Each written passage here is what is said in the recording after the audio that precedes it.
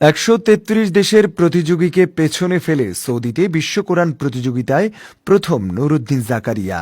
قل إن تخفوا ما في صدوركم أو تبدوه يعلمه الله। Saudi আরবের মক্কায় অনুষ্ঠিত 46তম বাদশাহ আব্দুল আজিজ আন্তর্জাতিক কোরআন প্রতিযোগিতায় 15 পারা গ্রুপে প্রথম স্থান অর্জন করেছেন বাংলাদেশের নুরুদ্দিন জাকারিয়া। তিনি আর রাইহান ইন্টারন্যাশনাল মাদ্রাসার শিক্ষার্থী।